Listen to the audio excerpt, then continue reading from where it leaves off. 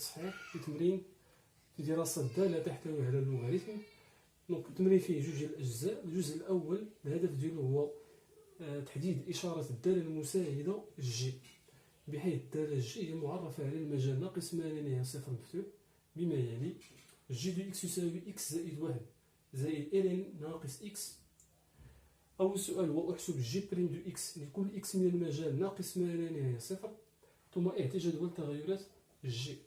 دونك في هذا السؤال حساب النهايات غير مطلوب. نبداو بالجواب ديال السؤال الأول. دونك نحسبو جي بريم دو إكس لكل إكس من هذا المجال اللي هو ناقص ما لا نهاية صفر. دونك هذا المجال هو اللي كيمثل مجال قابلية اشتقاق الدالة جي. دونك لكل إكس من المجال ناقص ما لا نهاية صفر مفتوح، دونك جي بريم دو إكس دونك هي المشتقة ديال الدالة إكس زائد واحد إلين زائد إلين ناقص إكس. نحاول نكتبها بشوية هنا باش تبان. دونك هي إكس زائد واحد زائد إلين ناقص إكس بريم. دونك غادي نحاول نستعمل العملية هنا. دونك غندير إكس زائد واحد زائد المشتقة ديال إلين ناقص إكس. المشتقة ديال إكس زائد واحد تساوي واحد زائد، باش نحسبو المشتقة ديال إلين ناقص إكس دونك نحاولو نديرو لها واحد التذكير خفيف.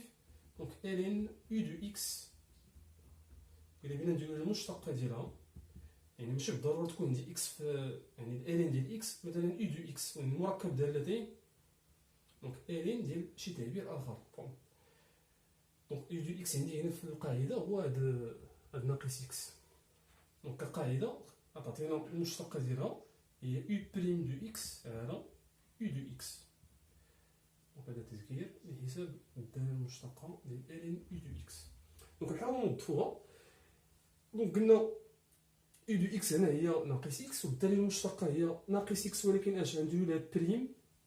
دونك غنديرو ناقص إكس بريم على يو دو إكس، يعني على هذا التعبير اللي عندي نيت هنا اللي هو شكون؟ اللي هو ناقص إكس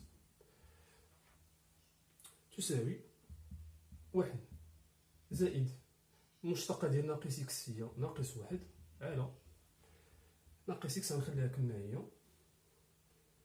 ناقص واحد ناقص إكس. نقدر نحيد ناقص مع الناقص. من بعد احنا دابا حسبنا الدالة المشتقة، نقدروا نقولوا هنا أننا صافي راه كملنا حساب الدالة المشتقة. راه نشوفوا دابا التتمة ثم اعطي جدول تغيرات الدالة جي. إذا باش نعطيو جدول التغيرات ديال الدالة جي ضروري خصني ندوز من المرحلة ديال دراسة إشارات الدالة المشتقة. بمعنى خصني نعرف هاد الجي بريم اللي لقيت أنا هنا التعبير ديالها هو هذا، خصني نعرف واش هي موجبة ولا سالبة. كاختصار ندرسو الإشارة ديالهم. بالنسبة لإكس هنا كيدير دائما هو ياخذ إشارة سالبة قطعا. ها هو لكل إكس من المجال ناقص ما لا نهاية صفر. بما أن إكس سالب قطعا إذا المقلوب ديالو يبقى دائما ياخذ إشارة سالبة قطعا. واحد عنده إشارة موجبة. إذا إلا خدينا واحد العدد موجب وجمعناه مع واحد العدد سالب ما نقدرش نحكم على الإشارة ديال هذا المجموع لأنهما عددين مختلفي الإشارة. إذا نقدر نحكم إذا كنت كنعرف المقارنة ديالهم بجوج، شكون اللي كبير وشكون اللي صغير. ألور هنا غنلقى إشكال، ما نقدرش نعطي مباشرة الإشارة، وبالتالي خص ضروري ندوز من المرحلة باش نبسط دراسة الإشارة أكثر. غادي نحاول هذا التعبير ديال الجي بريم ما نوقفش فيها، نحاول نزيد مرحلة أخرى اللي هي توحيد المقام. دونك غادي ندير هنا إكس زائد واحد الكل على إكس. وهاد المرحلة هادي نكونو مرتاحين منها لأن في الوطني دائما هو كيعطيك التعبير ديال الجي بريم اللي خصك توقف فيه، يعني اللي خصك تلقاه، اللي غادي يعاونك في دراسة الإشارة أكثر. إذا تحصلنا الآن على خارج التعبيرين. دونك هاد إكس زائد واحد على إكس. إكس قلنا دائما يأخذ إشارة مالا سالبة. إكس زائد واحد كيبقى نفس المشكل، سالب زائد موجب ما كنعرفش، ولكن كيجيني سهل أنني ندير جدول الإشارة ديال إكس زائد واحد. دونك خطوة أولى بعدا ولدينا إكس عنده إشارة سالبة قطعا. إذا إشارة جي بريم دو إكس، دونك إكس هو سالب قطعا، إذا إشارة جي بريم دو إكس راه كتعلق بالإشارة ديال من؟ ديال إكس زائد واحد. ولكن شنو هي ديك العلاقه اللي بيناتهم؟ واش جي بريم غتكون عندها نفس الاشاره ديال اكس زائد واحد ولا عكس اشاره اكس زائد واحد؟ بسيطه. وكون كان هذا عندي موجب غنقول ان جي بريم و اكس زائد واحد غتكون عندهم نفس الاشاره، ولكن بما ان هذا اكس هذا عنده اشاره سالبه، اذا جي بريم و اكس زائد واحد غيكون عندهم اشارتين متعاكستان صافي. وبالتالي غنقول ان اشاره جي بريم دو اكس هي عكس اشاره هذا التعبير اللي عندي في البسط اللي هو اكس زائد واحد. مهم هاد المرحله هادي لان كتعاونني اكثر باش نحددو الاشاره. يعني انا يكفي ندير الاشاره ديال هاد اكس زائد واحد، من بعد غادي ندير العكس ديالها باش نتحصل على الاشاره ديال الجي بريم. نمسح هنا باش تبقى البلاصه ونكمل هنا.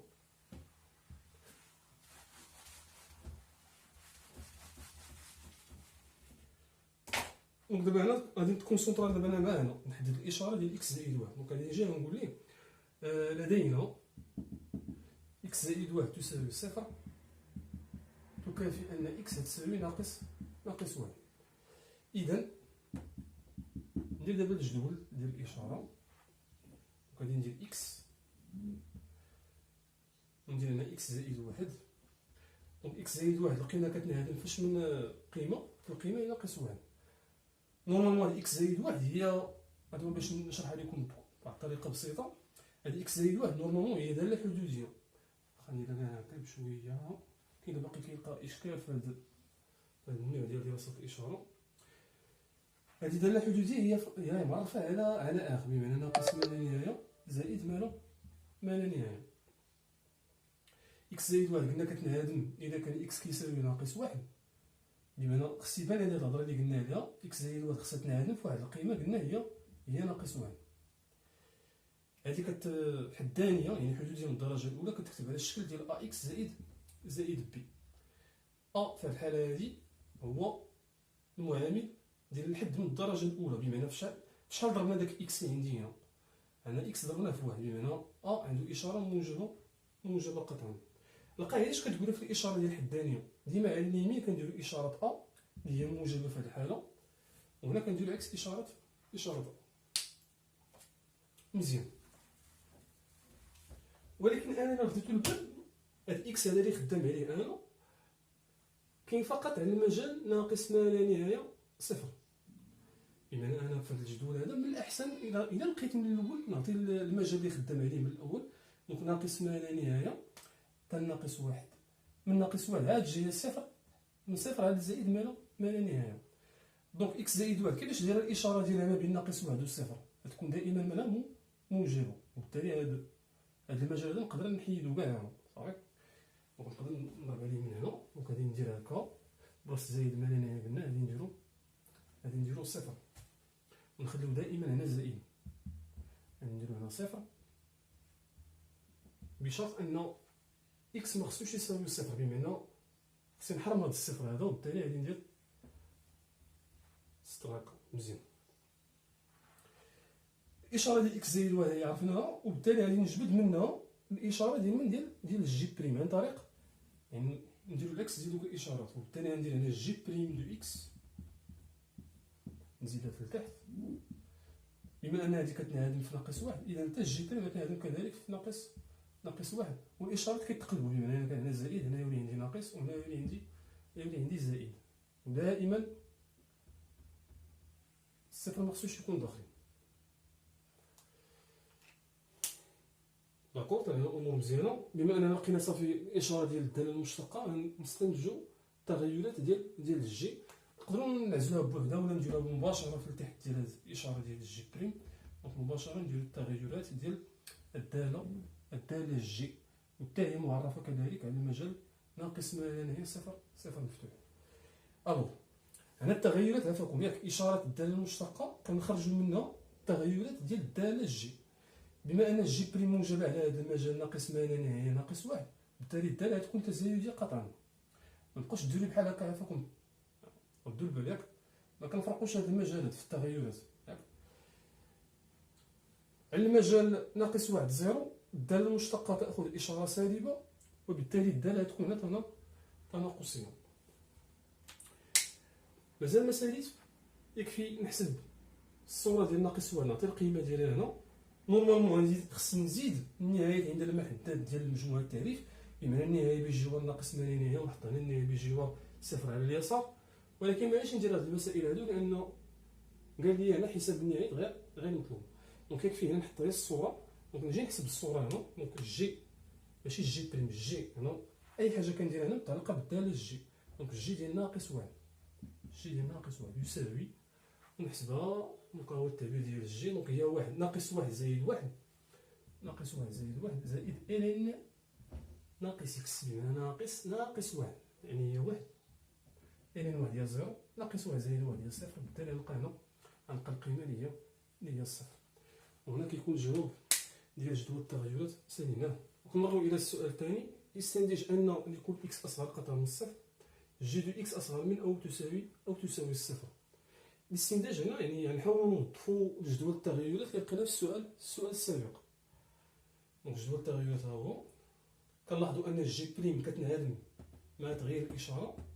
دونك في هذه الحاله كنقولوا ان الجي تقبل مطراف، يعني عندها واحد المطراف.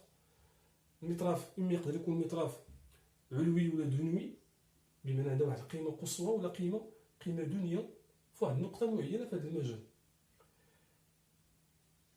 الو انا طريقه الجواب كل واحد كيفاش هادي يعطي الصياغه ديالها.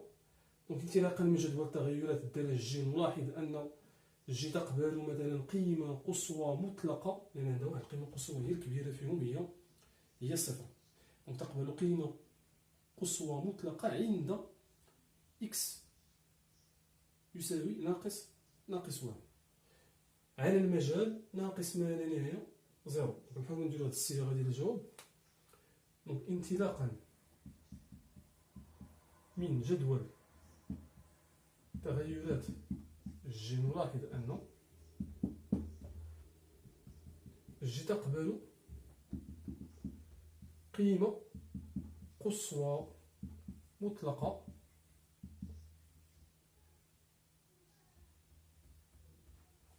عند اكس صفر تساوي مثلا هنا ناقص واحد على المجال ناقص ما لا نهايه صفر. اذا دونك هاد الجمله كامله اللي كتبناها هنا، دونك هاد جي تقبل قيمه قصوى مطلقه على هذا المجال. دونك غادي نحاول نترجموها رياضيا، يعني انا لكل اكس من المجال ناقص ما لا نهايه زيرو مفيد،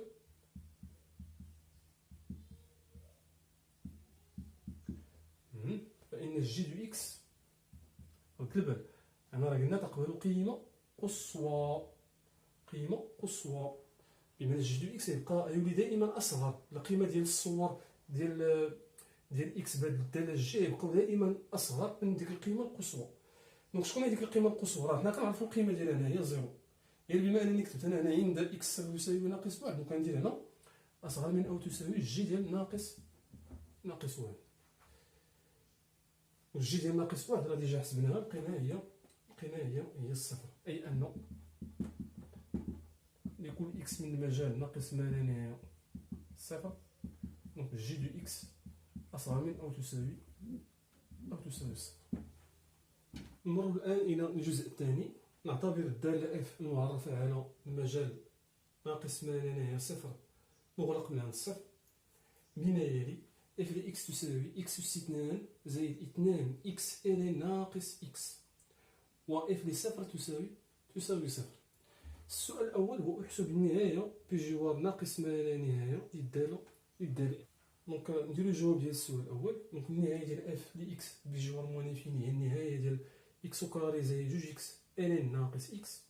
دونك غادي نحاول نتأكد من الحساب المباشر ياك ما كيعطينيش شكل محدد، وغنجي للوسط ديالي وندير هاد العملية اللي غادي نكتب دابا انا هنا دائما في الوسط. ياك النهاية ديال إكس كاري غتعطينا بلوس لانفيني عاد زائد النهاية ديال جوج إكس غتعطينا موان لانفيني عاد الضرب ديال النهاية ديال إلين ناقص إكس. دونك خصني دابا نشوف النهاية ديال إلين ناقص إكس.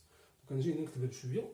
دونك لا ليميت ديال إلين ناقص إكس عندما إكس يؤول إلى ناقص ما لا نهاية شحال غتعطينا؟ بسيطة، ها أنت شوفها دير بحال ما كاين الإلين إذا كان إكس كيمشي لموان انفيني، إذا ناقص إكس ستؤول إلى بلس لانفيني. وبالتالي دابا أنا هاد النهاية غادي نتعامل معاها بحال كندير ألين ديال شي إكس كبيرة تؤول إلى زائد ما لا نهاية. دونك غندير هنا عندما إكس تؤول إلى زائد ما لا نهاية، وهاد النهاية هي اعتيادية كنعرفوها في القواعد ديالنا اللي غتعطينا زائد ما لا نهاية. وبالتالي النهاية ديال ألين ناقص إكس بجوار موان انفيني هي زائد ما لا نهاية. كنمسح هنا ونرجع نجي هنا دابا نكمل زائد ما لا نهاية زائد. دونك الضرب غادي يعطينا ناقص ما لا نهاية، ولا جمعنا هادو غادي يعطينا شكل غير محدد. وبالتالي هنا تأكدت فعلا أن الحساب المباشر كيعطي لي شكل غير محدد. هادشي كيما في الوسط ياك نحيدو دابا هادشي كامل، ودابا غادي نفكر في إزالة الشكل غير محدد. دونك خصنا دابا نطفو إحدى التقنيات الممكنة باش نديرو إزالة الشكل غير محدد. مزيان، بما أن ناقص إكس هنا سيؤول إلى زائد ما لا نهاية، لأن الهدف ديالي هنا نمشي للوغاريتم، هو اللي غادي يحدد لي شنو التقنية غادي ندير. عندي ألين ناقص إكس، ألين ناقص إكس. دابا هاد ناقص إكس اللي هنا راه سيؤول إلى زائد ما لا نهاية، بمعنى أنا هنا خصني نستحضر كاع النهايات المرجعية ديال اللوغاريتم، ولكن ماشي في الموان انفيني. عندما إكس يؤول إلى زائد ما لا نهاية، نحاول نديرو دوك النهايات الاعتيادية في بجوار بلس انفيني. كاينه لا ليميت بجوار بلس انفيني ديال الين اكس اللي هضرنا عليها ديك الساعه هي بلس انفيني. كاينه وحده اخرى عندما اكس يؤول الى زائد ما لا نهايه ديال الين اكس على اكس يساوي زيرو. وكاين هنا جوج ديال النهايات ديال اللوغاريتم بجوار بلس انفيني. مزيان، باش تجاوب بطريقه مزيانه ديما تعامل على ان اساس ان هاد ناقص اكس هو واحد اكس كبيره، بحال دير واحد التغيير متغير. دونك هاد اكس كبيره قلنا ستؤول الى زائد ما لا نهايه. دونك اش كتلاحظ هنا؟ الا كان هذا كيمشي بلس انفيني وانا عندي شكل غير محدد، بمعنى غادي نحاول نفكر في النهايه الثانيه ونحاول نفكر في هذه. دونك بحال كنقولوا هنا خص يكون عندي الين داك ناقص اكس اللي كيمشي بلس انفيني مقسوم على راسو نيت، شتي؟ ويكون عندي بحال هكا دابا موان انفيني. هذه غتعطينا شحال؟ غتعطينا صفر. وباش نديرو هاد القضيه هادي باش يولي عندي هنا ناقص اكس، دونك خصني نعمل مزيان، خصني نعمل ندير واحد التعميل. دونك خصني نعمل باش خصني ندير شي تعميل باش يولي عندي هنا ناقص اكس. دونك هذا هو التقنيه اللي غادي نوظفو هنا. خصني ندير شي تعميل باش يبان عندي الى ناقص اكس على ناقص اكس. دونك شنو غنقول في المره الاولى؟ غنقول الى عملت مثلا بناقص اكس مباشره، شنو غنلقى؟ عملت بناقص اكس غيبقى لي هنا إكس كاري على ناقص إكس اللي هي ناقص إكس زائد إلا عملت بناقص غيبقى ناقص، غيبقى لي هنا جوج إلين ناقص إكس. شتي أنا دابا عملت بناقص إكس، دونك إلا عملت بناقص إكس مازال ما وصلتش لداكشي اللي بغيت. غنبقى نلقى دائما هنا شكل غير محدد. وبالتالي هنا بلاص ما نعمل بناقص إكس غادي نزيد نفكر أكثر، غادي نقول خصني نعمل مثلا باش بإكس كاري مثلا، وكون عملت بإكس كاري غادي يجينا مزيان. يلا نحاولو نديرو الصيغه ديال التعميل. دونك غادي نعمل بإكس كاري، غيبقى لي هنا واحد، يعني إكس كاري على إكس كاري هي واحد زائد جوج هي خليتها إكس اللي كانت في الأول مقسومة على إكس كاري، وبالتالي يولي عندي هنا على شحال؟ على إكس. شتي إلا عملنا بإكس كاري يبقى لي هنا جوج في إلين إكس، جوج في إلين ناقص إكس على إكس. وباش يكون عندي هادو بحال ساهلة، باش يولي عندي هنا ناقص إكس لتحت غادي ندير ناقص، بما ندير ناقص على برا وندير ناقص عند إكس. دابا هنا الأمور مزيانة. هنا كاين هنا نهاية مرجعية هضرنا عليها ديك الساعة، قلنا أن النهاية ديال هادي تعطينا صفر. وبالتالي إلا جيت نعاود الحساب من الأول غنلقى أن النهاية ديال إكس كاري هي شحال؟ هي بلس انفيني ضرب واحد ناقص جوج في هذا سيؤول إلى صفر. دونك يولي عندنا واحد ناقص صفر، واحد ناقص صفر غادي يعطينا واحد إشارته موجبة وغادي نضربو في زائد ما لا نهاية، وبالتالي غادي نتصل على زائد ما لا نهاية. دونك غنمسح هادشي كامل ونعطيه النتيجة مباشرة مع التعليم. دونك سيساوي قلنا بلوس لانفيني، لان نديرو التحليل ديالنا هنا. النهايه المرجعيه اللي استعملنا الاولى ديال اكس وكاري غنكتبها بجوار موان لانفيني اكس وكاري، دونك الاس على زوجي عطينا زائد ما لا نهايه، ولا ليميت اكس تؤول الى ناقص ما لا نهايه ديال الين ناقص اكس على ناقص اكس تساوي. انا فوقهم باش نزيدو نشرحو اكثر نقدر نقول ليه هنا ان هاد ناقص اكس غنحيدها وندير بلاصتها واحد اكس جديده، بمعنى النهايه غتعطينا لا ليميت اكس كبيره مثلا عندما يؤول، نقدر نخليوها حتى اكس صغيره ماشي مشكل، اكس كبيره تؤول ماشي موان لانفيني وانما بلوس لانفيني، بشرط هو ان ناقص اكس غنعوضها بهاد اكس كبيره، كتبقى لي ان اكس على اكس، وهذه نهايه مرجعيه كتعطينا صفر.